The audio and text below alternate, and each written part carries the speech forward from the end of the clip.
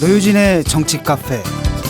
더위가 절정입니다. 가마솥더위라고 하죠. 무더위로 병원을 찾는 분들이 늘고 있다고 합니다.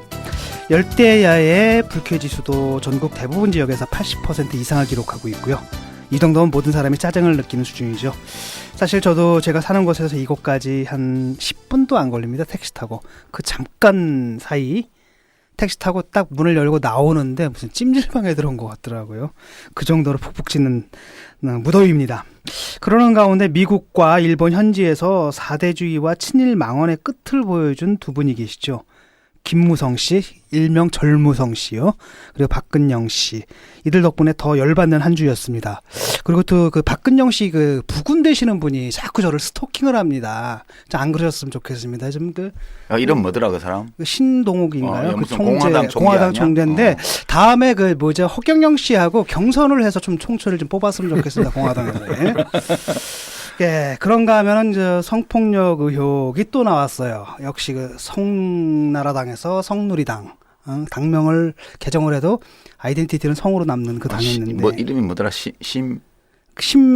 뭐 있습니다. 예, 예. 빨리 검색해봐야 되겠다. 예. 석봉. 예. 경북 구미갑이라고 합니다. 근데 요 사건은 조금 그런 것 같아요. 그 여성이 그 진술을 바꿨거든요. 그러니까 뭐 쥐어 쌓는 모양인데요. 어떻게 될지 저희가 끝까지 지켜보도록 하겠습니다. 그 사람 좀 유명한 사람이에요. 그 국회의원이요. 예. 그 이런 행위로. 원래요. 예, 그 전에 뭐 로터리 클럽 회원들 모임에서 이제 회원들 중에 식당 하시는 분들 있잖아요. 예. 로터리 클럽이나 뭐 라이언스 클럽이나 이런. 근데 그 사장님이 그 식당 사장님이 회원인데 거기서 야 너 뭐 응? 이런 식으로 해서 거기 있던 언론인이 너무 부끄러워서 방을 나가버린 사건도 있었고요. 그 이 구미갑인데 이 지역구가 이 사람 한 일은 원래 금오산에서 대통령 2번 난다는 전설이 있다 이런 말로 굉장히 유명한 사람이에요. 대통령 직함이 생긴 지가 우리나라에 70년밖에 안 되는데 70년 이내에도 전설이 되나? 하여튼 주로 한 일이 이 유경수 여사 박정희 대통령 제사 지내는 걸 주로 업으로 하는 사람이에요, 이 사람이. 네. 그 의관이군요. 예. 그 오랜만에 저희 이제 셋이 뭉쳤습니다. 맞다. 심학봉이다. 심학봉. 자꾸 이제 제가 일하는 파주 출판단지 뒤에 심학산이라고 있거든. 산자를 봉우리 봉자로 하고 심학봉이야. 처음에 이 이름을 봤을 때 기분이 되게 나빴어. 내가 매일 일하면서 보는 산이 심학산이거든. 요번에 그 저 사건의 배경이 또 호텔이더라고요. 그래서 옛날에 그 누구 한 분 있었는데 이렇게 그 묵주 주고받느라고. 예, 그분은 요즘 공직에 안 계시니까 뭐 언급을 뭐. 성도가 서로 교통하는 수준이 요즘 좀 장난이 아닙니다. 예. 그래서 공동체라고 하는 거 아니겠어요? 그렇습니다. 오랜만에 저희 또 셋이 뭉쳤습니다. 노회찬 뭐라고 불러야 되나? 계속 노 대표요, 우리. 노 대표님. 떨어져도 대표야. 잘 쉬셨어요? 예, 잘 쉬었습니다. 예, 뭐 좀 다녀오셨습니까? 낚시 좀? 예, 어제 호응 좀 합니까? 해남 예. 앞바다. 예. 해남. 예, 남평 해수욕장 앞바다 수심 10m에서 6kg, 80cm급 민어가 한 분 이렇게 끌어올려가지고 대면했습니다. 예. 야, 지금 민어가 완전 제철인데 예. 민어회 제대로 드셨겠네. 예, 그래서 8명이 먹고 남았습니다. 아니 제가 좀 사실 위로하는 낚시 여행을 기획해볼까 해서 연락을 드렸더니 이미 가셨다. 당선된 분보다 더 바쁘시더라고. 위로받느라고. 예, 우리 당선되신 분은 저한테 전화 걸어가지고 축하도 받으세요. 전화까지 거셔가지고. 왜 축하 안 해줘 이렇게? 왜 나 축하 안 해줘? 모든 사람 다 축하하는데 이러시는 분들입니다. 유 작가님은 어디 다녀오셨죠? 예, 그 전설의 고향에 좀 다녀왔습니다. 그 홋카이도. 예, 홋카이도가 이제 거기가 미국의 그 페리라는 사람이 배 타고 와서 페리 제독이 배 타고 와서 야 여기 문 열어 그랬던 데여서 예전부터 좀 가고 싶었던 데라 한번 가서 문화 탐방을 한번 하고 왔습니다. 예, 패키지로요. 예, 잠시 전하는 말씀 듣고 와가지고요. 정치 카페 60일에 등목처럼 시원한 2시간 여러분과 함께하겠습니다. 2015년 대한민국 사람들은 다양하고 새로운 글쓰기 환경에 노출되면서 여러 가지 글쓰기 문제로 고민하게 되었는데 레포터요. A+. 장학금 받아야죠. 자소설이라고 하잖아요. 면접 심사라도 가고 싶어요. SNS에 쓰고 싶어요. 감동적으로. 좋아요 1만 개. 제가 신입사원이라 기한문을 어떻게 해야 할지 잘 모르겠어요. 유시민은 말한다. 많이 읽고 깊이 생각하고 꾸준히 쓰는 것이 글쓰기를 익히는 가장 좋은 방법이다. 다문다독 다상이다. 유시민의 글쓰기 특강. 사람들의 글쓰기에 힘이 되다. 전국 서점에 있습니다. 출판사 생각의 길. 안녕하세요. 정치카페 애청자 여러분. 저희는 네이버 카페 두 바보의 재무설계 이야기를 운영하고 있는 방가 이가입니다.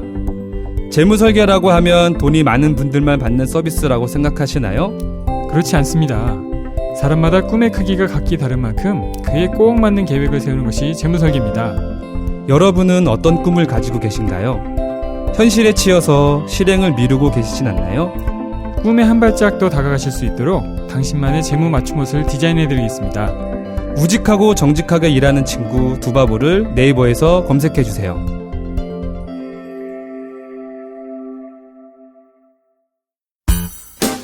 유시민의 타임라인. 예, 유시민의 타임라인 2017년 8월 3일 오후에 말씀드리고 있습니다. 오랜만에 셋이 모여서 하니까 좀 새롭네. 그죠? 우리 노찬 대표님 한 2주일 정도 빠지셨잖아. 선거 그쵸. 뭐 한 번 빠진 건데 그날 그쵸. 우리가 녹음한 게 녹음을 두 번을 2주치였으니까. 그렇죠. 예. 오랜만에 셋이 모여서 타임라인 하니까 되게 재밌을 것 같은 예감이 드네. 예. 주제가 뭡니까 오늘? 오늘 주제는 이제 김무성은 왜? 라는 주제를 준비해 왔습니다. 이게 하도 뉴스가 많아서 한 꼭지만 준비했어요.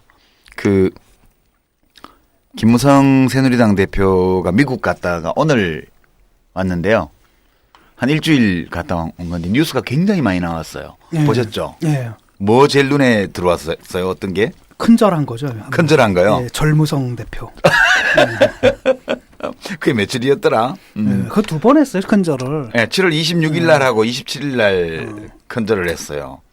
그거 어디서 했는지 한번 얘기 한번 해주시죠. 한 번은 그 참전 용사들 만난 자리에서 그 리셉션 현장에서 이제 단체로 절을 했고요. 또 하나가 이제 알링턴인가 그 국립묘지가 있잖아요.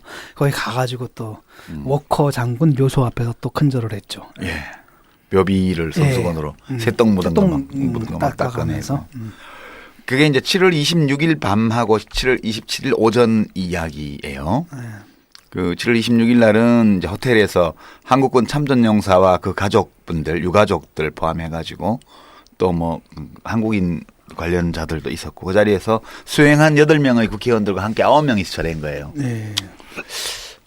27일 날은 알링턴 국립묘지에 여기는 미국이 참전했던 대외 전쟁, 해외에 나가서 했던 전쟁의 기념 시설들이 쭉 다 모여 있는 데예요. 혹시 가보셨어요, 노 대표님 여기 알링턴? 예, 가봤습니다. 거기 좀 한국전 거기 또 가보셨죠? 네, 그때 그 유명한 그 조형물 있잖아요. 판초 위 판초 위 있고 예. 이렇게 하는 가봤습니다. 전 마음이 좀 싸하더라고요. 가서 거기 미국 군인들 그 거기서 그 전사한 분들 이름이 쫙 새겨져 있고 그러잖아요, 벽에. 여기 가서 이제 그 월턴 워커 우리 저기 서울에 워커힐 호텔 거기 언덕이 워커힐 이름이 붙은 이유가 이제 이분 때문인데 27일 날 오전에 알링턴 국립묘지에 있는 월턴 워커 장군 묘에 절하고 이제 그렇게 한 거예요. 노 대표님은 뉴스 중에 어떤 게 제일 인상적이었어요? 저도 뭐 절하는 거 보고 이분은 뭐 한국식 인사다.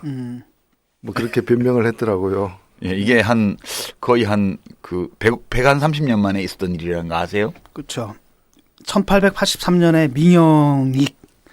민영익이라고 있죠. 예. 그 사절단이 가가지고. 예. 그때 신문에 났어요, 그 당시에. 맞아요. 조미 통상조약 체결하고 나서. 체결할 때 그때 사진은 아니고 지금 나 봤는데 그 당시에 그 신문에 그 일러스트레이션이 났더라고요. 그래가지고 이 일행이 예를 갖춰가지고 절하는 모습들. 그때가 이제 아서 대통령이 있을 때였는데 큰절을 했어요. 대통령한테. 예. 근데 그때야 어찌 보면은 굉장히 계급 사회이기도 하고 그 외국에 가서 자기보다 직급이 높은 그 나라의 그 대통령은 여기 이제 고종 황제하고 같은 급이니까. 그러니까 그런데 이제 사신으로서 예. 저를 하는 게 그 당시로서는 혹 뭐 봉건 왕조 시대의 인사 습관이 있을지 몰라도 그렇죠. 중국 청나라 황제 아련할 때도 예, 저는 근데 그렇죠. 그거는 근데 저 이렇게 청나라에서도 그 사신들이 오면 또 우리 황제 앞에, 우리 왕 앞에서는 또 큰 절을 하잖아요. 그러니까 근데 지금은 그때하고 다르죠. 그러니까 지금은 그걸 인사를 했다고 볼 수는 없고 그냥 인사가 불성이다 이제 그렇게 그러니까 봐야 당시에 민영이 정사 같은 경우에는 제대로 한 거예요. 예. 그러니까 국제적인 기준은 아닌데 할지라도 적어도 동아시아적 기준에서는 처음으로 외교 현장에 했던 나간 거. 사람으로서. 그건 적절한 거였다는 거죠. 근데 지금 132년 만인데 계산해 보니까 뭐 하는 짓이야. 되게 아니 뭐 하는 인사 불성 상태라는 아, 거죠. 이게 되게 재밌더라니까요, 이게. 근데 이것만 재밌는 게 아니고요. 사실 다른 뉴스도 많이 들어오더라고요. 우선 그 김무성 대표가 한 발언들을 챙겨보면 그 지역구 정수조정 지금 선거구 획정 새로 해야 되잖아요. 이거에 대한 발언도 있어요. 8월 1일 날 어제 그저께 이제 로스앤젤레스에서 한인 언론인 간담회를 하면서 지역구 의원 숫자가 늘어나더라도 비례대표를 줄여서 300석을 유지하는 것이 우리 당의 일반적인 생각이다. 이렇게 얘기를 예. 했습니다. 그 국내 정치에 대한 발언을 되게 많이 했어요. 그 교과서 발언도 보셨죠, 노 대표님? 예, 국정교과서를 다시 예. 도입하겠다. 역사 교과서는 국정 교과서로 하겠다. 예. 그 이유도 혹시 들어보셨어요? 그렇게 이유가 말한 이유? 이제 여러 그 되게 재밌어요, 이 사람. 이유가 뭐였죠? 예, 저 이렇게 말해요. 기회주의 굴욕의 역사라고 얘기하는 예, 그거예요. 예. 예. 그러니까 이게 7월 31일 날 LA에서 교민 간담회 할 때 나온 얘기인데 한국은 진보 좌파 세력들이 대한민국 건국 이후 역사를 정의가 패배한 기회주의의 역사, 굴욕의 역사라고 깎아내린다. 좌파 세력이 준동하면서 미래를 책임질 어린 학생들한테 부정적인 역사관을 심어주고 있다. 이를 바로잡기 위해 역사 교과서를 국정 교과서로 바꾸기 위한 노력을 하고 있다. 이렇게 말했어요. 예. 이게 뉴라이트 역사관이죠, 이제 이른바. 이 사람 그 국회에 그 역사 그러니까. 연구 모임 하고 있잖아요. 그러니까 교학사 교과서라든지 이것들의 배경이 바로 그분이 지금 하는 짓이에요. 그러니까 일제시대 때 친이란 게 왜 죄냐? 네. 그 다음에 이제 이승만 독재를 갖다가 이렇게 옹호하고 그 독재를 갖다가 이렇게 연장하기 위해서 함께 노력한 것이 왜 그 반성의 대상이 돼야 되느냐. 이제 그런 얘기를 하는 거잖아요. 지금. 나는 이걸 보면서 이따 이제 좀 김무성 대표에 대한 평가를 할 텐데 김무성 대표의 여러 특징 중에 하나가 두드러지는 지성의 결핍. 사실 오늘 이 꼭지 이 타임라인 제목이 김무성은 왜 그랬지만 그 사실 다른 제목이에요. 생각해온 거는 남자 박근혜, 김무성 이런 컨셉인데 만약 이제 지금 예컨대 역사 교과서를 국정으로 바꿨다고 생각해봐요. 박근혜 대통령 임기 중에 그 역사 교과서 언제까지 가겠어요? 2년. 자기들이 말하는 좌파 세력이 정권을 잡으면 국정 교과서니까 바꿀 거 아니야. 이거 되게 위험한 거 아니에요? 그렇죠. 그 지들이 천년만년 집권한다고 생각하는 거지 지금. 제가 그렇게도 볼 수 있는데 제가 볼 때는 실제로 교과서를 어떻게 한번 바꿔보고 싶어서 교과서가 문제가 많고 바꿔보고 싶어서 이 얘기가 나온 건 아니다. 오히려 앞으로 자신이 지금 가고자 하는 길이 있는데 그 길을 가는 과정에서 자신의 어떤 이 뭐 집안 또는 친인척 관련 또 자신의 어떤 그로 인해서 형성된 자신의 어떤 사상과 철학에 대한 역사적 반격, 그렇죠. 역사의 어떤 이 징치를 갖다가 미리 이렇게 이제 앞장서 한 발 앞서서 이렇게 자기가 해명해가는 알리바이를 만들어 나가는. 아니 그런 거 같으면 그 앞에까지만 얘기하면 되지. 기존 교과서의 문제점을 비판한다든가 이렇게 하면서 좀 바꿔야 된다 이렇게 얘기하면 되지. 이걸 그렇다고 해서 국정교과서로 바꿔버리면 자기들이 정권 뺏기면 교과서도 뺏기는 거 아니야. 진짜 역사에 대한 관심이 있다면 국정교과서로 할 문제가 아니고 현행 거민정 체제인가요? 이거를 다양성을 유지를 하면서 그 안에서 토론을 통해서 자기가 생각하는 역사관이 다수가 되도록 그렇게 노력을 해야 맞는 거지. 국정교과서를 바꾸면 다수가 안 되니까 문제라는 거예요. 지금. 이 사람이 약점이 몇 가지가 있는데 예를 들면 이제 어떤 이 정치를 해오면서 깨끗하지 못한 이러저러한 어떤 스캔들에 연루돼 있는 점이 있고 그다음에 이제 어떤 떳떳하지 못한 그런 어떤 역사적 과정을 밟아온 본인을 포함한 어떤 집안 내력의 문제가 가족사가 있는 것이고 이런 데 대한 어떤 예상되는 반격에 대해서 미리 이렇게 좀 방어막을 치는 그런 좀 그런 깊은 뜻이? 그런 깊은 뜻이 그 평소에 깊은 뜻이 있어 보이는 사람은 아니지만 이 문제와 관련해서는 제가 좀 볼 그런 게 때는 아니에요. 이제 지금 이분이 하는 그 언급들을 보게 되면 다 완전한 우편향이잖아요. 그 다른 것도 있죠, 그죠? 네, 굉장히 우익적인 발언을 하고 있고 한미 관계, 한중 관계 그러니까. 그거 비교한 발언이 있죠. 이게 쉽게 말하면 그냥 집권 여당의 국회의원이라는 입장을 고려한다 하더라도 불필요할 정도로 오른쪽으로 치우친 발언들을 하고 있거든요. 그건 왜 그러냐면 이제 이분이 이제 보수층을 결집하고 그 힘으로 자신이 이제 대선 후보로 나가겠다라는 그런 정치적 의지를 지금 보여준 거. 차별성이나 상품성 이런 거죠. 자신은 맹목적으로 맹목적인 맹렬하게 추종하겠다. 이제. 그거죠. 그러니까 지금 7월 28일 날 워싱턴 특파원 간담회에서 한 얘기인데 이 특파원 간담회라는 거는 한국 언론사의 주미 특파원, 워싱턴 특파원들을 모아서 밥 먹으면서 하는 거예요, 이게. 네. 이 간담회에서 한미 간에는 전면적인 관계고 한중 관계는 일부의 관계다. 중국하고 하는 경제 교류는 한미 동맹의 기초 위에서 가능한 일이다. 우리한테는 중국보다 미국이다. 이렇게. 근데 이런 말 하면 안 되는 거거든요, 원래. 절대로 안 되는 거죠. 얘기를 외교적 상식에서 굉장히 벗어난 일이죠. 그다음에 7월 26일 그거보다 이틀 전인데 이때는 메릴랜드 주지사를 만났어요. 레리 호건이라고. 이 사람 주지사 면담 자리에 로키드 마틴이라는 그 군수회사 주로 항공 쪽에 비행기만이 아니고 다른 여러 가지 만드는데 비행기가 이제 주종목이죠. 로키드 마틴 관계자가 같이 배석을 했어요. 왜 이렇게 됐냐면 로키드 마틴 이 회사가 메릴랜드 주에 있거든. 그래서 이 자리에서 우리는 F-22 전투기를 우리한테 팔면 얼마든지 사겠다. 이렇게 얘기를 했어요. 아니, 자기가 무슨 뭐 국방부. 아니 지금 미국 공화당 그 주자 지지율 1위는 트럼프잖아요. 이게 트럼프식 발언이라고. 그러니까 맞아요. 트럼프식 발언. 이게 이제 국내에서 선거할 때마다 선심 공약 막 하잖아요. 이 지역구 활동한 것 같아 가가지고. 그렇죠. 미국에서 이렇게 굉장히 아니 근데 귀여운 후보가 되고 싶어요. 근데 웃기는 건 뭐냐 그런 거거든요. 그러니까 비행기라든지 이런 것들은 우리나라 뭐 국방 전력이라든지 이걸 종합적인 평가에서 어떤 기종에 적합하다 이런 선정 결과가 있는데 쥐가 뭔데 가가지고 그 비행기를 사겠다고요. 쥐가 몰고 다닐 건가? 그래서 국방부에서 그 다음날 바로 초경량부터 하세요. 초경량부터 저처럼. 논평 나왔어요. F-22 비행기 전투기 구매 계획이 없다고. 그 다음에 이제 하나만 더 소개를 하면요. 7월 27일 날. 내 비행기 사진. 예, 이것도 워싱턴 DC에서 현지 동포 간담회를 할 때 얘기를 한 건데 이게 이제 교과서 문제와 관계된 거예요. 이승만 대통령은 자유민주주의의 시초이고 한반도 적화를 막은 장본인이다. 이승만을 우리 국부로 봐야 된다. 대한민국 후손에게 부정적인 역사, 마이너스 역사를 남겨주면 안 된다. 이승만 대통령을 마땅히 있어야 하는 자리에 돌려놓아야 된다. 나는 김구 선생도 존경하지만 건국 대통령은 이승만 맞지 않냐. 그리고 뭐 사람이 다 이게 과가 있는 건데 전 세계 많은 나라가 국부를 두고 있는데 우리가 국부의 영광스러움을 후세에 알리지 않는다면 크게 실수하는 거다. 이런 발언을 했어요. 근데 진 교수 국부를 두고 있는 나라에 대해서 들어본 적 있어요? 뭐 옛날 대만이 그랬죠.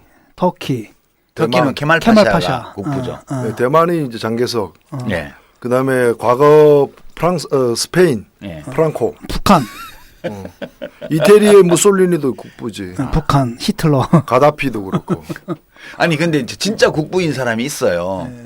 그 케말 파샤 같은 경우 그렇죠. 터키의 아타투르크라는 별칭어로 불리는 이 케말 파샤는 실제로 현대 터키라는 이 국가를 창시한 사람이라는 건국의 아버지지. 건국의 아버지. 그 사람은 거죠. 이제 그렇게 평가를 받고 있고 그 사람이 뭐 독재하다 쫓겨나거나 그런 적 없어요. 아니죠. 엄청난 지금 인기를 끌고 있죠. 거의 뭐. 예, 터키가 지금 다른 이슬람 국가와는 다르게 이 다른 사회가 되도록 만들어 놓은 굉장히 세속적인 사회잖아요. 그러니까 신정 일치가 아니라 교정 일치를 무너뜨려 가지고. 근데 진짜 전 세계 많은 나라가 국부를 두고 있다는 이 말이 진짜 난 이해가 안 돼요. 그리고 국부 이분 쫓겨난 분이잖아요. 독재하다가. 그러니까 이 사람 끝난 말대로 거지, 하면은 뭘. 국부를 쫓아낸 국민이지. 그렇지. 예. 우리가 아버지를 부정하는 사람이야. 그렇지. 그러니까 이게 자학의 역사, 부정의 역사라는 거예요. 그걸 바로 잡아서 아버지를 아버지 자리에 돌려놔야 된다. 이게 주장을 한 거예요. 전체적으로 보면 한 일주일 미국을 방문하는 동안 이거 말고도 다른 발언들이 많은데 이게 F-22 전투기 사겠다. 그다음에 뭐 한미 관계가 왔다고 한중 관계는 일부에 불과하다. 예, 그다음에 뭐 이제 이승만 대통령이 국부다. 그다음에 큰절한 거.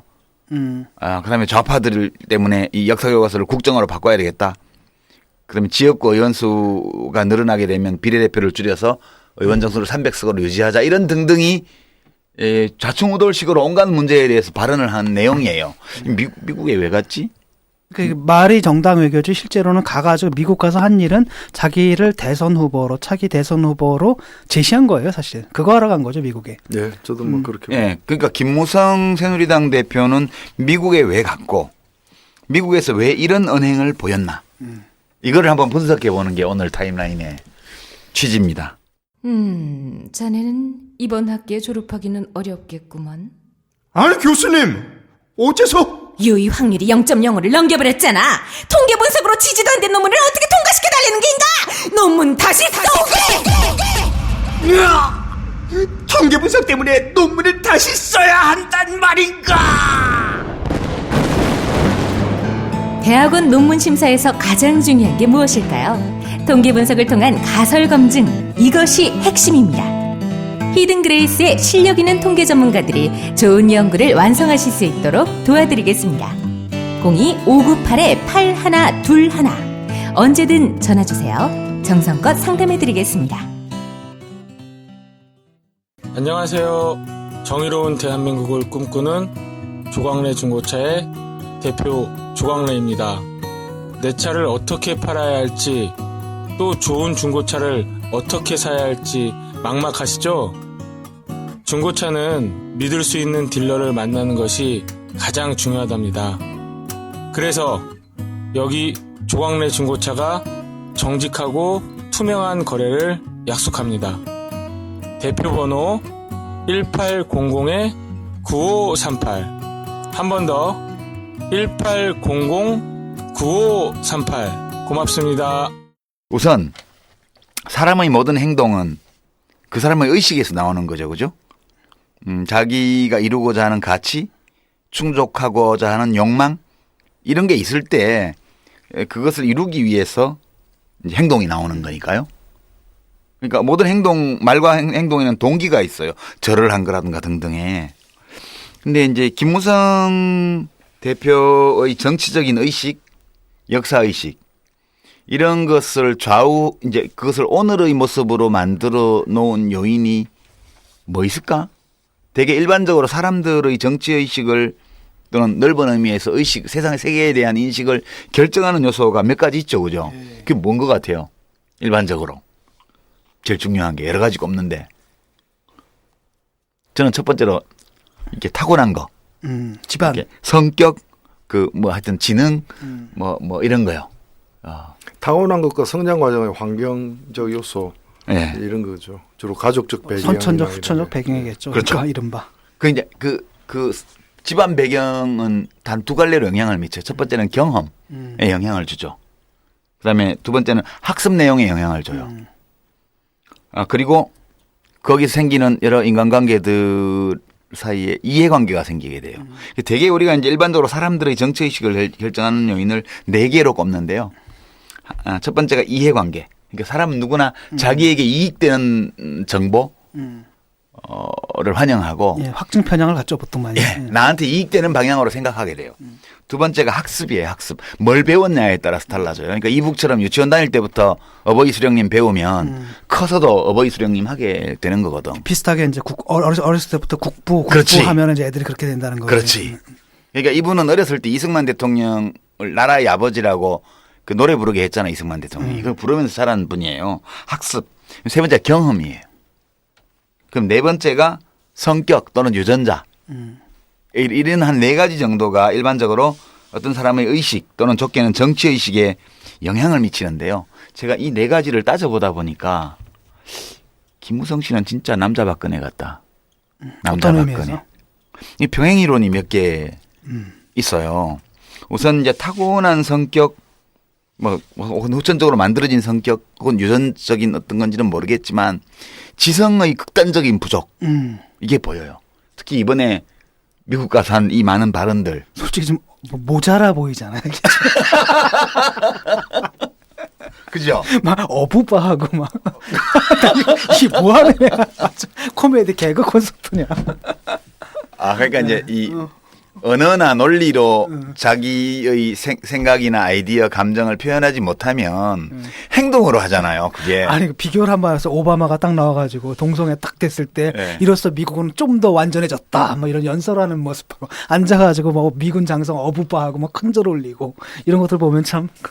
아니 근데 본인이 볼 때는 그렇게 하는 것이 자신의 타산으로는 예. 한국에서 자신이 특히 이게 그 고려하는 여러 계층 지지를 받고 싶어하는 계층에게 더 맞는다 이게. 그렇죠.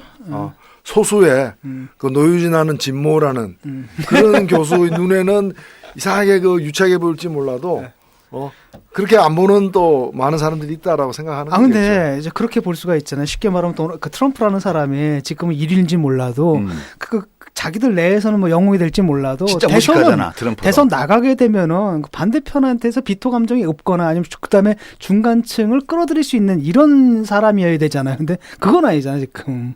그러니까 지금은 당장 도움이 될지 몰라도. 그러니까 내가 그 지난번 대통령 선거 전에 난 이해가 되는 게 도널드 트럼프 같은 경우에는 자기가 여러 후보군들 중에서 1위로 나서야 할 이유는 있는 그렇지. 거예요. 그렇게 하는데 김무성은 그것도 현재 없잖아요. 1등이잖아, 1등이잖아. 자기가. 근데 왜 이런 짓을 해? 그까지 모자란 거죠, 좀. 아니 지난번 대선 전에 박근혜 대통령이 산수 안 된다고 내가 얘기를 했어요. 근데 사람들이 진짜 안 믿는 거야. 에이 그럴 리가 있냐고. 5선 국회의원에 정당 대표를 몇 번이나 지내고 유신 시대에 퍼스트 레이디를 하고 아버지가 국정 운영을 그렇게 다 지켜본 사람인데 보통 사람하고 다르다. 뭐 있다 이렇게 얘기를 했어요. 있어요? 어떻게 보세요? 아니 저도 이제 비슷한 그 왜 선거 때 이 사람 저 사람 많이 만나고 다니잖아요. 근데 이제 그 찾아왔더래요. 제가 아는 어떤 분이. 그래서 그분 어떤 분인가요? 머리에 든 게 없다고. 근데 진짜 근데 나는 그것도 두 사람의 특징이 뭔가 하면 한 사람은 수첩 보고 하고 한 사람은 수첩 안 보고 해요. 그러니까 수첩 보고 근데, 하는 분이 좀 더 똑똑해 보여. 근데 이분이 수첩 한 번 딱 봤어. 그렇지. 그게 이제 그 대화록 그게 이제 발췌해서 그 폭로할 때 그때는 선거유세장에서 외워서 안 되니까 그 문장이 길잖아요. 그렇지. 문장이 길어. 한 석 줄 넘잖아. 그러니까 그걸 그때는 보고 했는데 그 이후에는 그때가 제일 똑똑해 보였어. 예, 그 이후에는 그걸 안 보고 하는데 저는 이런 생각이 들어요. 그 박근혜 대통령이 그 야당 대표 그 여당의 대표를 하면서 대선 후보였던 시기와 지금 이제 김무성 대표가 이제 같은 시기를 보내고 있는데 차이점이 있다면은 박근혜 대통령은 역사적 약점은 있어도 현실적 약점은 없어 보였다고. 근데 이 양반은 역사적 약점과 동시에 현실적 약점이 다 있어요. 그렇기 때문에 박근혜 대통령은 현실적 약점이 없으니까 현실의 권력하고 막 이제 맞짱 뜨는 식으로 해서 커 나왔는데 김무성 대표 같은 경우에는 현실의 약점이 있기 때문에 맞짱을 못 뜨는 거야. 맞짱을 못 들고 그래서 이번 같은 경우에도 보면은 꿇고 들어가지. 예. 이런 그 역사적 약점에 대한 방어막을 미리 치는 식으로 아주 과장된 오버하는 그런 발언들이 있은 반면에 현실에서는 뭐라고 얘기했냐면 저는 아직 대권 후보로서는 자격이 부족합니다. 아직 부족하다. 그러니까 늘 부족한 건 아니고 언젠가는 자격이 이번 미국 방문으로 자격이 충분해졌어. 언젠가는 이제 자격이 생기는 그날이 오는 거예요. 본인도 그렇게 알고 있고. 아니, 다만 지금은 내가 대선 후보로 지금 자임을 안 하고 있으니까 나 건드리지 마라. 그렇지. 이 얘기거든. 자격 생기는 방법 내가 가르쳐줄게. 동아빌딩 앞에서 부채춤 한번 주지. 생깁니다. 아니 이미 워커 장군 묘에 부족해. 큰절하고 선수원으로 새똥 닦았어. 발레하고 부채춤을 춰야 된다니까. 그러니까 이 지성의 극단적인 부족이 어떤 문제를 몰고 오느냐 이게 심각한 거예요. 사실은 만약 김무성 씨가 뭐 대통령 될 일도 없겠지만 대통령이 되면 적어도 인텔리전스 그러니까 국가 권력의 운용과 관련해서 최소한의 사리에 맞는 어떤 거 이건 기대하면 안 돼요. 그렇죠. 이 완전 병행 이론이야. 두 번째 병행 이론을 보면 이 남자 박근혜라고 할 수밖에 없는 게 특권을 누리는데 되게 익숙해요. 근데 이분이 무슨 특권을 누렸다고? 그럼 모르시는구나. 엄청 부잣집 도련님이잖아요. 네. 그렇죠. 그 엄청나지. 그 아버지가 이제 김용주 씨인데 고인이 되신 분인데 이분이 전남방직 회장이에요. 그 예. 경상도 사람이 왜 전남방직이냐 이제 그거 따지지 마시고 적산 불화 받아가지고 엄청 이제 부자가 된 거기 때문에 이제 어렸을 때부터 엄청난 부잣집에서 자랐고요. 예. 그리고 뭐 이따 이제 가족사 얘기는 좀 더 나오겠지만 하여튼 이 권력을 누리고 특권을 누리는데 대단히 익숙한 사람이에요. 박근혜 대통령만큼은 아니지만.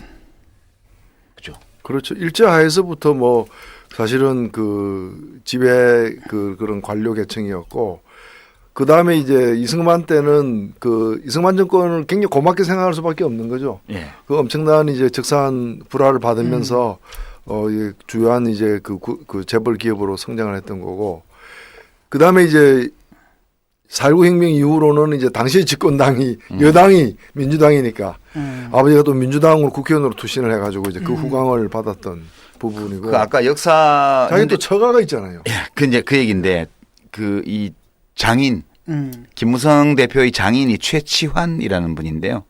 이분은 이제 일제시대 때 만주군관학교 출신이에요. 박정희 대통령처럼. 그리고 이승만 대통령 비서관을 했어요. 그리고 그 비서관 하기 전에 그 굉장히 중요한 역할을 하는데 그 삼성기관하고 이럴 때 이 사람이 서울시 경찰국장을 했어요. 경찰국장을 했고 그런 공로로다가 4.19 혁명 직전에 4.3 진압도 참여를 했고 4.19 혁명 직전 그 직전에 뭘 했는가 하면 공보처. 장관, 네. 사실은 장관급인데 장관급 업무를 했죠. 정부 대변인을 한 거죠. 그러니까 이 김무성 의원이 자기 처가 쪽과의 의리를 지키려면 이렇게 할 수밖에 없는 거예요. 어떤 점에서 보면은 이승만 대통령에 대해서. 그러니까 굉장히 모든 가족적 배경이 어렸을 때부터 풍요로웠을 뿐만 아니라 특권을 누리는데 굉장히 익숙한 사람이에요. 그러니까 아버지도 사실 친일 하신 적 있잖아요. 그거 이제 지금 좀 시끄러워졌죠. 한겨레 신문에 지난주에 보니까 한번 그 가네마루 용주상이더라고요. 가네마루 용주상. 뭐 그 창식 예명이야 뭐 다들 뭐 뺐던 거니까 그렇다 치더라도 되게 이제 그 약간 지금 그 한겨레 신문에 그 기사가 크게 나온 거는 이제 친일했다 그 부친이 그리고 이제 이 민주 세력 진보 세력 보고 늘 빨갱이라고 그랬다 입에 달고 살았다 이렇게 기사를 썼는데 뭐 좌파 친북 뭐 이렇게 말을 했지 빨갱이라고는 안 했대요. 그래서 그 이제 반론 보도문을 한겨레 신문에서 실어줬는데. 거기서 김무성 대표 쪽에서 자기 아버지는 친일파가 아니고 사실은 애국자다라는 주장을 이제 반론 보도문에 들어갈 수 있는 거니까 그 반론 보도문을 실어줬는데 그거를 근거로 해서 사방에다가 김용주 선생은 사실은 친일파가 아니라 대단한 애국자였다 이런 기사들을 극우 매체를 통해서 최근에 막 실어 나르고 있어요 지금. 아니요, 근데 그 일제시대 때 징병을 가게 해준 걸 고맙게 생각하자 이런 거 보면 그렇지. 다 애국적 발언이잖아. 애국적 발언. 대일본 제국의 애국 신민으로서 한 발언이던데. 그다음에 이제 학습인데요. 또 하나 영향을 미치는 게 이게 이제 학습이라는 게 자기가 주어진 환경 안에서 이제 학교 교육 똑같이 받는 거 이외에 특히 이제 가족적 배경에서 이루어지는 학습이 있어요. 또는 지역적 배경에서 오는. 이게 사실은 이제 누구나 이거는 자기의 선택과 무관하게 받게 되는데 문제는 자기가 이런 지역적 가족적 그 환경으로 인해서 받게 된 학습 이런 것을 객관화시켜 놓고 볼 수 있는 지적인 능력이 있냐 없냐 또는 자세가 있냐 없냐가 굉장히 중요한 거예요. 사실 이제 그게 아까 좀 얘기가 나왔지만 그 아버지는 무슨 친일 단체에도 가입해서 어디 행사에서 연설한 게 그 당시 신문에 크게 나기도 하고 뭐 그랬던 분이세요. 그리고 나중에 이제 서울 사대문 보호하는데 좀 애쓴 거 이런 건 또 평가해 줄 수 있는 대목이라고 얘기를 하고 이제 그런 거 있고요. 그다음에 그 처가도 역시 이제 그런 역사적 배경을 갖고 있는 집이고. 그러니까 만주공관학교 출신의 이승만 대통령 비서관 이런 거죠. 그다음에 본관은 친일 기업가죠. 친일도 좀 하시고 그다음에 이제 적산도 좀 불화받으시고 이승만 정권에서 적산을 많이 불화받았어요. 이런 이제 가족 이제 이거에 대해서 사실은 이제 그 아버지가 친일을 한 사람이라고 해서 우리가 그 아들을 막 나무랄 수는 없어요. 그럼 우리가 연좌제를 그렇게 그렇죠. 문제는 적용하자는 건 뭐냐면 아닌데. 그 아들이 그 아버지의 그 친일에 대한 태도를 어떻게 하느냐 그렇지. 그거죠. 그러니까 이제 자기의 가족사에 대해서 고위 공직에 진출하려는 사람이 그것을 어떻게 인식하느냐가 되게 이제 그게 관심사인 거예요. 그건 알 필요가 있죠, 그죠? 그렇죠. 만약 대통령이 되려는 사람 같으면 그 부친이 뭐 친일 행위를 했다 하더라도 그것 때문에 아들이 대통령 할 자격이 없다 이렇게 말할 수는 없어요. 뭐 박근혜 대통령이 독재자의 딸이라고 해서 대통령 될 수 없다고 주장하는 할 수 없는 것과 마찬가지로. 그러나 문제는 그 아버지 시대에 있었던 많은 일들에 대해서 그리고 자기 자신이 환경을 통해서 받은 영향에 대해서 어떻게 인식하고 어떻게 대하느냐는 문제잖아요. 그렇죠. 근데 그게 이제 문제는 뭐냐면 그 역사관 발언에 나타난단 말이죠. 그렇죠. 그 문제를 자기가 어떻게 박근혜 대통령하고 거의 비슷해요. 이게. 그렇죠. 똑같죠. 예. 예. 그 한계를 못 벗어나고 그 안에서 그것을 합리화하면서 그것을 옹호하는 쪽으로 역사 인식을 심지어는 오케이 거기까지도 이해가 되는데 그걸 갖다가 애들한테 가르치겠다는 얘기잖아요. 지금. 그렇죠. 예. 그래서 이것도 또 병행 이론이에요. 근데 본인이야말로 그 최근에 유승민 원내대표 사태 이런 걸 과정에서 우리한테 보여진 것은 본인이야말로 그 굴욕을 감수하고 예. 기회주의적 처신을 하는 가장 능한 예. 모습을 보여준 거 아니에요. 근데 이제 그렇게 된 거는 아까 노 대표님 말씀하신 것처럼 박근혜 대통령이 이명박 대통령하고 그 당대표 시절에 세종시 문재인 임원이 가지고 힘겨루기를 했던 거는 박근혜라는 정치인이 확고한 지지율이라는 자기의 정치적 자원을 갖고 있었잖아요. 네. 그걸 가지고 그 대권 행보를 했던 거고 김무성 대표는 지금 그게 약해요, 굉장히. 약하기 때문에 박근혜 대통령하고 척을 져서는 대권 도전을 할 수 없다고 보는 거죠. 그래서 그 굴욕을 감수하고 그 밑에 꿇는 방식으로 박근혜 대통령의 정치적 자산을 넘겨받으려고 하는 그렇죠. 거예요. 상속받으려고 하는 거죠. 그렇죠. 그러니까 이제 겉으로 드러난 행위 양식은 정반대인데 철저하게 정파 이익과 개인의 정치적 이익을 추구한다는 것은 같아요. 지금 예. 행위 양식은 다르지만 그래서 이제 아까 소개했던 의원 정수 300석을 유지하기 위해서 필요하면 지역구 통폐합을 좀 줄이고 비례대표를 더 없애라. 이런 식의 이야기가 나오는 거는 새누리당 지역구 국회의원들의 지지를 받기 위해서 지금 하는 거거든요. 이 사람은 옳고 그름도 우리가 따져야 되고 나에게 이익이 되냐 손해가 되냐도 따져야 되고 그걸 다 초월할 수는 없어요. 내한테 이익 되냐 손해 되냐를. 그러나 우리가 공인으로서 활동을 해나갈 때는 둘 다를 따져보죠. 그리고 이렇게 비례균형을 달아보고요. 가능하면 절충해 보려고 노력을 하죠. 근데 김무성 대표의 이번 발언은 보면 철저하게 정파 이익과 개인의 이익을 추구하는 태도예요. 그렇죠. 그 점도 박근혜 대통령하고 거의 같다고 봐요. 그러니까 한때 국민 대통령, 대통합 대통령 100% 대한민국 이렇게 얘기했잖아요. 박근혜 대통령이 후보 시절에는. 인혁당 유족들도 만나고요. 봉화마을에 가서 뭐 묘역도 방문하고 다 했지만 대통령이 되고 나서는 철저하게 정파의 대통령으로 가고 있잖아요.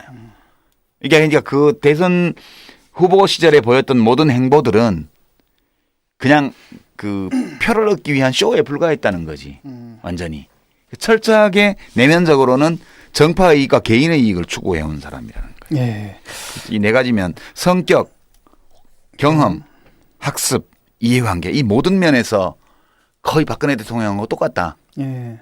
요약을 하자면 좀 불경스럽지만 좀 모자라 보이시는 부분이 있고요. 그 다음에 그 집안, 그 한국 역사에서 이른바 이제 그 친일 뭐 독재 그 어떤 기득권 있지 않습니까? 아주 튼튼한 그런 어떤 그 배경에서 그 특권적인 배경 속에서 자라난 부분이 있고요. 그 다음에 또 하나는 이제 집에서 그렇게 배운 바람에 이 공과사를 구별을 못해요. 그래서 가족사를 한국사를 만들려고 해버리는 이런 게 있고 철저하게 지금 뭐랄까 왜냐면 정치인이다라고 하면 공익적인 부분이 있잖아요. 그렇죠. 고려해야 되잖아요. 예를 들어 내 것도 챙기지만 그래도 어느 정도는 공익과 사익이 일치해야 되는데 뭐 F21을 왜 자기가 사? 이해가 안 되는 거죠. 이런 말을 한다라든지 아니면 중국 우리는 미국보다 뭐 중국보다 뭐 미국이다. 이번에 미국에 거의 세자책봉 받으러 간 거 비슷해요. 맞아요. 이게 원나라지 이제 옛날에 청나라. 그래, 원나라고 청나라들 보내잖아. 그래가지고 세자 결제 인정해 주십시오. 결제 맡았지. 그렇죠. 미국에 이제 결제 받으러 간 거죠. 실제로 굉장히 많이 데리고 왔어요. 외교통상위원장까지 포함해서 대규모 사절로 해가지고 딱 휴가 때 아무도 없을 때 그냥 가가지고 교민들만 만나고 국무장관도 못 만나고 대체로 교민들만 만나고 교민들만 만나고 절하고 절하는 게 주목적이었던 거지. 그렇게 함으로써 지금 김무성 대표 경우에는 이른바 친일 반공주의 보수, 수구 이쪽 맥락을 이어온 의식을 가진 사람들 사이에서 확고부동하게 대선 주자로 가겠다. 그러니까 이거는 그냥 박근혜 대통령의 정치적 지지 기반을 내가 흡수하겠다는 거죠. 흡수하겠다는 의사표시로 그렇죠. 보여요. 상속하겠다. 예. 이게 지성은 아니에요. 지성하고는 관계없는 어떤 권력의 본능이에요. 본인이 생각하는 지성이지. 그렇게 돼 있고 이제 이렇게 해서 김무성 대표는 사실 남자 박근혜다. 이게 저희 주장이고요. 그럴 일이 없어야 되겠지만 만에 하나라도 이 김무성 같은 사람이 대통령이 되면 진짜 나라가 개판될 거다. 말이 안 통하고 한마디로 하면 말이 되는 얘기를 할 수 없는 그런 개들이라고 봐요. 그래서 그런 일이 안 생겨야 되겠다. 그런 내 나름의 생각을 하면서 끝으로 김무성 씨와 관련한 좀 여러 가지 아직 확실치 않은 여러 사실들 또는 논란 이런 것만 좀 소개하고 넘어가겠습니다. 그 아버지 김용주 씨가 친일 행위를 얼마나 했냐, 친일파였냐 아니냐 이런 거는 좀 다툼의 여지가 있다고 제가 말씀드렸습니다. 객관적으로 드러난 증거들이 많고요. 그러나 우리가 지금 그 아버지가 친일 인사냐 아니냐를 따지는 것이 책임을 묻기 위해서가 아니라 이 문제에 대한 정치인 또는 대권 주자 김무성의 생각을 알고 싶은 거죠, 그냥. 예. 그 한겨레 그 기자 김의경 기자인가요? 예. 그분이 이제 그 전에는 이제 매일신문에 나온 그 신문 기사 하나밖에 없었는데 또 여기저기서 또 찾아낸 모양이에요. 다른 자료들을 많이 찾았어요. 그래서 그 경북도회 의원 하면서 그런 데서 연설하고 뭐 여러 가지 제안을 하고 이런 건 상당히 사실이에요. 적극적으로 한 것 같아요. 예. 친일을. 그 정도로 정리하고 앞으로 이거는 논란이 될 거다. 그러나 이제 분명히 말씀드리지만 이 사실 자체에서 김무성 정치인 김무성에 대한 어떤 가부 대통령이 될 수 있냐 없냐라든가 뭐 이런 걸 끌어내려는 건 아니라는 그러니까 거죠. 문제는 우리가 문제 삼아야 될 것은 바로 그 부분에 대한 이분의 태도예요. 그렇죠. 김무성 의원의 생각이죠. 그렇죠. 예. 공직자로서 그렇죠. 자기 가족사 문제를 어떻게 처리하느냐. 왜냐하면 그것도 물어봤단 말이죠. 우리가 박근혜 후보일 때도 예컨대 과거에 그 뭐 민혁당 사건이라든지 이런 데 대해서 우리가 태도를 물어봤잖아요. 인혁당 사건. 인혁당 사건이라든지. 그게 이제 문제겠죠. 그리고 두 번째는요. 이것도 좀 이야기하기가 좀 조심스러운 건데 최근에 그 조선일보 방상훈 사장하고 그 김무성 대표가 내외종간이다. 그러니까 방상훈 사장의 고모가 그 김무성 의원의 어머니다. 이게 내외종이라는 거는 고종 사촌 외사촌 관계를 말하는 거예요. 이런 글들에 대해서 조선일보사의 요청으로 이것이 삭제되는 사태가 많이 벌어지고 있어요. 그리고 김무성 의원 자신이 어디 인터뷰에서 뭐 어디서 그런 보도가 있었는데 내가 말을 안 하고 있으니 사실처럼 돼버렸는데 사실이 아니다 이런 발언을 한 게 보도가 된 게 있어요. 그래서 이 조선일보 방상훈 사장과 김무성 대표는 사촌이냐 아니냐 이게 지금 SNS상에서 약간 논란이 있는 사항이에요. 근데 혹시 얘기 들으신 거 있어요, 노 대표님? 없습니다. 이건 뭐 근데 뭐 그냥 가족사 아닌가요? 그냥 개인사들? 예, 가족사인데 이제 이게 시끄러우니까 이것 때문에 제가 조금 이제 사실관계를 확인을 해봤더니 우선 김무성 대표의 개인 홈페이지나 이런 등등에 보면 원래 가족 소개가 나오잖아요. 근데 어머니에 대한 언급이 없어요. 전혀. 그리고 이제 그 예전에 있었던 홈페이지의 캡처 화면을 보면 온양방 씨로만 나와요. 좀 이상하죠, 그죠? 이게 온양방 씨야. 이게 무슨 조선시대도 아니고. 네. 옛날 조선시대 족보에는 그렇죠. 여자들 이름이 안 올라가고 어디 최 씨, 어디 김 씨. 안동 김 씨, 예, 그렇게만 올라갔죠. 예. 그러고 이제 제사 지낼 때 지방 쓸 때도 그렇게만 썼죠. 온양방 씨로만 나와요. 그 어머니에 대한 아무 정보가 없어요. 아무리 뒤져봐도. 근데 이제 2013년도에 그 어머니와 관련한 신문 기사들이 나온 적이 있어요. 2013년 11월 22일 기사가 첫 기사인데 부산일보에 보도된 건데요. 제목이 아무도 몰랐던 김무성 모친상. 그렇게 돼 있어요. 2013년 11월 17일에 모친상을 당했는데 기자들이 이 사실 여부를 확인하려고 전화 접촉을 시도했는데 전화도 안 받았고 이제 전화 잘 받기로 유명해요. 김무성 의원이. 그다음에 이제 보좌관한테 확인을 해봤더니 보좌관도 몰랐다고 그러고요. 좀 이상하지 않아요? 아니 근데 모친상 당한 건 사실이에요? 예. 그리고 이제 이 모친은 모친 온양방 씨는 원불교 신자예요. 그래서 전북 익산에 그 원불교 묘원에 안장됐습니다. 제가 확인해 본 바로는. 그리고 장례식장은 여의도 성모병원이었는데요. 장례식장 게시판에 상조 이름에 김무성이 안 올라와 있었어요. 그게 말이 돼요? 아들인데? 그러니까. 그래서 이제 언론에서 해석하기로는 아무도 모르게 조용히 모친상을 치렀다.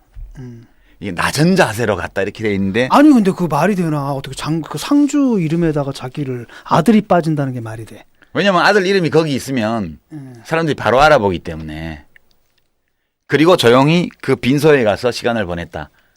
에이, 그건 말해도 안 된다. 좀 이상하죠, 그건 그죠? 좀 이상하다. 그건 이런 경우 들어보셨어요? 처음 듣습니다. 그 말이 돼야지. 그 현역 의원이잖아. 현역 의원 정도가 아니라 이미 이때는 이제 박근혜 대통령 체제가 출범하고 나서 아니, 1년 가까운 시간이 지났고.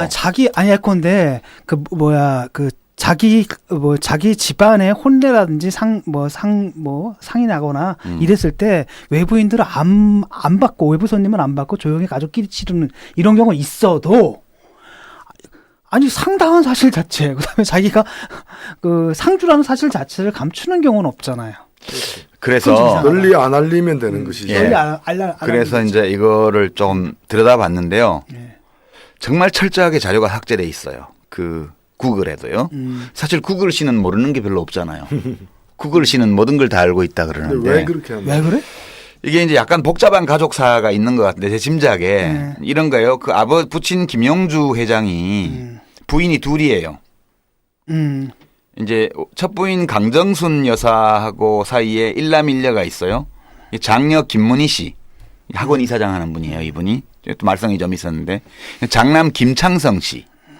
이 일남일녀를 강정순 씨와 사이에 뒀습니다. 근데 이분은 1908년생이고요. 1990년에 돌아가셨어요. 그리고 이제 이 사이에 난 장녀와 장남 중에 장남 김창성 씨는 이제 2004년 탄핵 후폭풍 때 한나라당의 천막 당사를 제공한 사람이에요.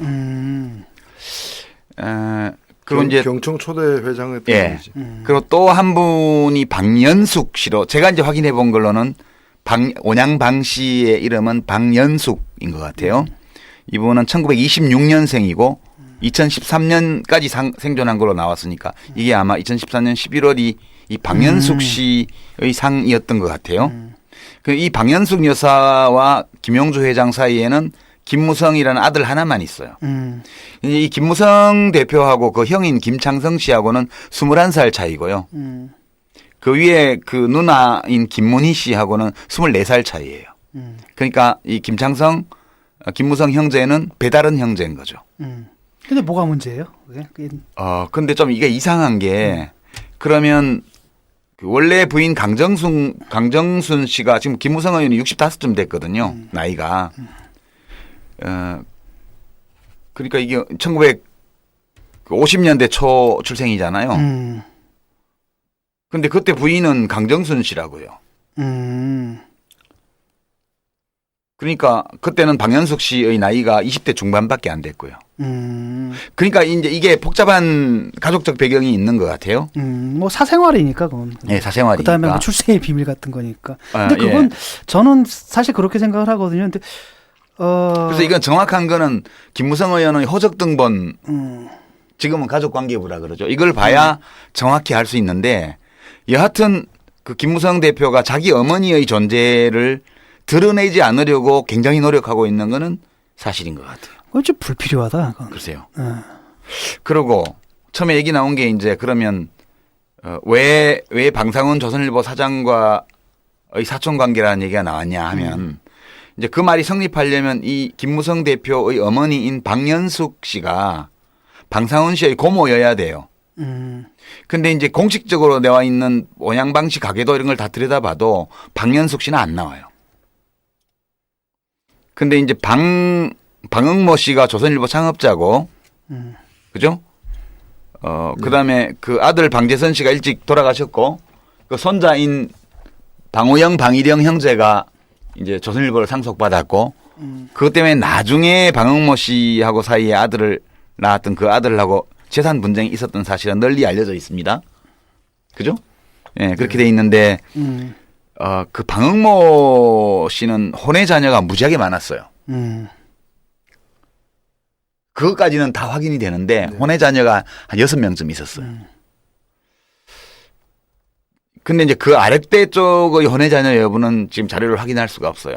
만약 방상훈 씨하고 내외종 간이라면 방상훈 사장하고 이 온양방 씨라는 이 김무성 어머니, 김무성 대표의 어머니가 방상훈 씨하고 하여튼 혈족 관계에 걸려야만 되는 거예요. 그래서 이걸 확인할 수 없기 때문에 지금 이렇게 글을 올리는 네티즌들의 블로그 글이나 이런 거에 대해서 이게 다 그 삭제가 되고 있어요.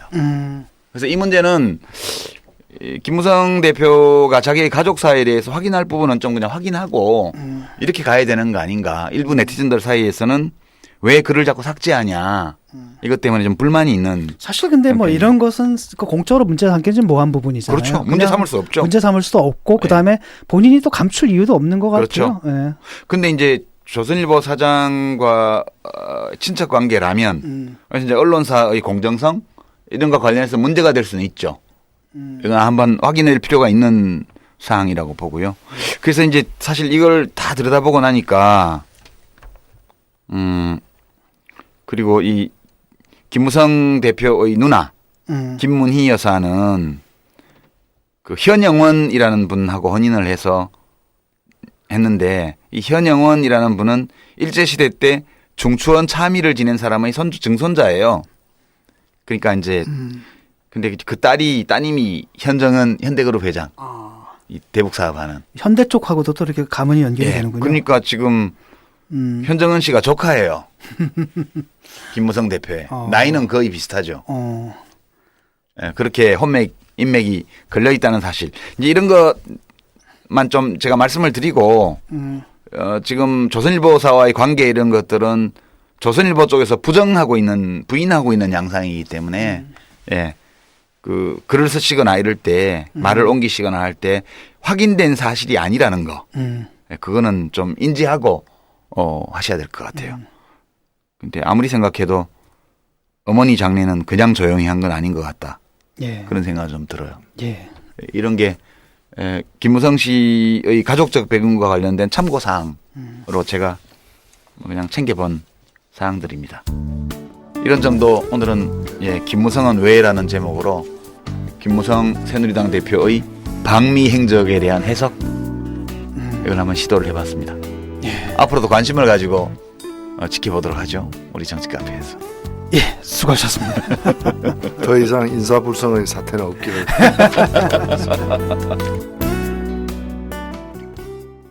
건축주의 철학과 개성을 닮은 집을 추구하는 목조주택 전문기업 꿈꾸는 목수가 정치카페를 후원합니다.